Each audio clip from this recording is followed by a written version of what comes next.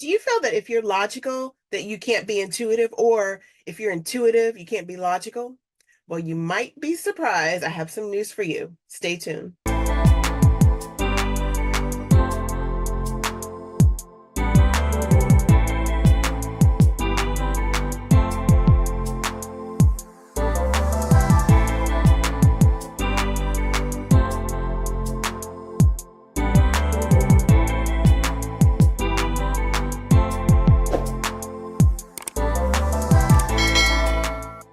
Welcome. Thanks for tuning in today. I have an amazing guest for you. Her name is Katy Valentine. She's a spiritual strategist for entrepreneurs. Sounds really cool, right? It is. Welcome, Katy.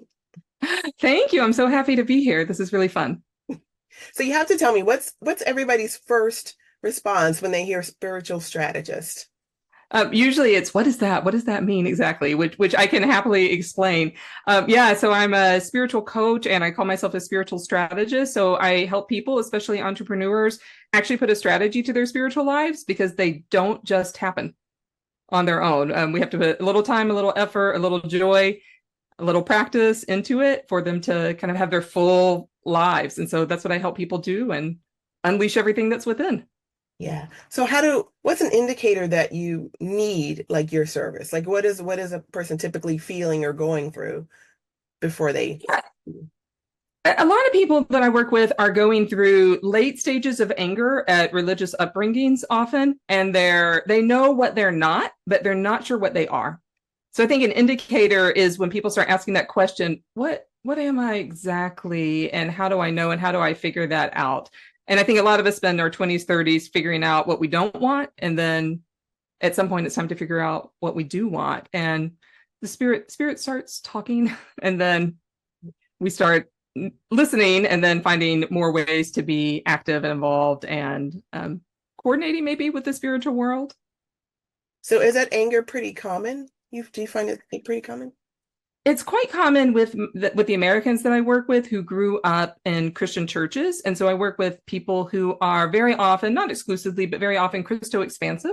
So Jesus is still really important to them and they want additional global, spiritual, and ancient ways to keep connecting and to connect to beings who are maybe a little bit outside of the church box that they grew up in. And then when I work with people from other religious traditions, that's really fun too, because we can break their own boxes and their own barriers, whatever they may be. Oh, Yeah, wow. and start building those relationships. Yeah, so it's really fun. So how does that anger tend to show up most commonly that you've noticed for entrepreneurs? Like how do they know like this is what's wrong with me? Not what's wrong with me, but this is something I need to resolve. Yeah, something to resolve. I think for a lot of people, or the people that I tend to work with, it shows up when they're maybe dissatisfied with the answers that they've been given, especially from childhood, from teen years. They're maybe angry at purity culture. They're angry at being told exactly what they have to believe, being told that they can't question, being told that they can't trust their own bodies, their own intuition. Um, Very dissatisfied with answers around like sexual orientation, around gender identity. And they know that there's other answers out there that can tie into a deep spiritual life, but they don't know what those answers are. Oh, wow. And so, yeah, at that moment when people start to really realize that there are more profound answers than the ones that they were given, but they're not sure how to access them, that's when we usually start to work together. How did you get into this? Did you also feel that anger and you started to explore, or like what happened? Yeah, definitely. I've felt and still feel because I see the ramifications of it all over the place that are so negative. Yeah, so I grew up in the South, and I grew up at the so perfect nexus of evangelicalism and Catholicism and mild Protestantism. And so I saw from the very, very beginning that there was no just one way to do this. Mhm. There were many ways. I took the academic route. And so I got a master's and then a PhD in New Testament, which I got to tell you gets you no jobs at all. Like it's not a lucrative, marketable field. Oh, If you're not going to be a professor somewhere, it doesn't do a lot for you. So at one point, I decided I don't want to actually be a professor. And I saw this gap in this niche for helping people who really had a heart for Jesus' teachings and whatever way that they experienced that and wanted to do more in their spiritual lives. So that's where I stepped in. So I have the academic side and then all the woo-woo fun stuff.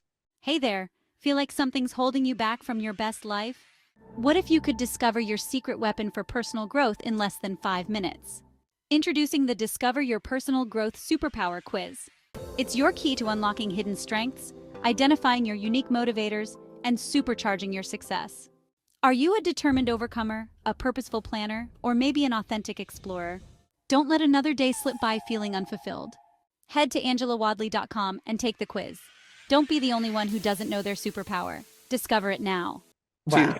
That's actually a really cool beginning. So try to bring it all together and and be strategic and also be grounded. Like I think a lot of people think when they start exploring this side of their spirituality that they're going to have to change their wardrobe and become very mystic and have only flowing skirts and completely never do hair and makeup again. And you can be yourself and still explore all of this, and it's just fine. I'm sure it's actually reassuring for a lot of people. Yes. You can see me. I'm in a jacket, right? Like and I dress pretty much the same as I did before. Yeah. Yeah. Awesome. So I wanted to ask, so I saw something and I was like, oh, that's really different. Do you play the harp? I do play the harp. How did you start that? I started that in, what year was it? I think it was 2009. And I had the worst year. I was in grad school. Like every piece of my identity that year that could be torn up got torn up. And so I think we've all had those years. We've all had those moments in life. But my identity as a partner, my identity as a student, my identity as a teacher, just everything was like blew up. And so it got to be December of that year. And I thought, I've got to end this year with one really positive thing. This year cannot just be the year of horribleness. And I'd always wanted to play the harp. I grew up playing the violin, so I knew how to read music already. So I Googled harp teacher, Berkeley, California, where I was living at the time. I found the perfect harp teacher for me that lived a mile away. Wow. And I trotted over to her house, played her harp for the first time, sat down and knew I was at home. And so the harp has actually become a really important part of my spiritual journey. I would say my musical journey, just my personal journey too. And so I've now it's a kind of companion to me, and it got me through writing my dissertation. I would go write for 25 minutes and then I'd go play the harp for 5 minutes, and then I'd go write for 25 minutes and then go play the harp for 5 or 10 minutes. That's something I've never heard before. That's really cool. I recommend it for everyone. And the nice thing is, once you learn how to tune the harp, which isn't that hard, it always sounds good. It's not like a violin or a flute that's really squeaky and loud for years before it sounds pretty. That's awesome. Yeah, so I recommend it for everyone. Everyone can get a harp, get a harp and harp away. Be angelic. Yes, just harp away. They do sound angelic, actually. So yeah. So how does spiritual healing empower entrepreneurs? Like what shift do they notice, or what changes do you notice in them after this? Yeah. So in my experience and in my definitely in my personal life and the people that I work with, our businesses are really important to us, and they're part of us. They're impacted by our energy. And I think that businesses also have their own energy. I think they also exist out there, like in the field and whatever, multi-dimensional, however you want to talk about it. They have their own energy, but that energy is directly tied to your energy as the owner of the business. And so our spirituality runs through every facet of who we are: emotional, physical, mental, just absolutely everything. So when we're not having spiritual wholeness, it is going to impact our businesses. So on a business level, I think a lot of people notice it when they reach a plateau, or when they get to a plateau, either financially, or maybe they get to a plateau with who they're serving. And a lot of my people want to be more explicit about their spirituality and their business, and don't know how to do it without sounding just super woo-woo or super strident, or like they're trying to convert someone, and that's not what they want. That's not the vibe of who they are. Basically, no one likes that unless you're already of that mindset, right? Yeah. Who wants to be taught to like that? No one. And so, so those are some of the symptoms, like that yearning, that longing. They're wanting to up level in their businesses, and maybe the energy of their business is getting a little bit stagnant. and they're ready to go to the next level, not sure how to do that. And often a deeper spiritual connection is the answer. Partly it helps us be in greater alignment, and it helps us notice when we're out of alignment. And that's one of the real benefits of deepening our spiritual connections. I love that, because you hear about balance, right? But nobody really Yeah. speaks about that alignment that you're talking about, which is also Alignment. crucial. Like it's like a foundation. So yeah, it's a foundation, and balance balance is important. It can be overrated because some days is 90-10, some days it's 15-85. It just, kind of depends on the day and what we have going on in our personal lives. But alignment is consistent. Yeah. Right. If we're aligned, then that'll help keep our balance in check. And I'm a classic workaholic. So I use this all the time. I have to practice what I teach here as well. Yes. Very cool.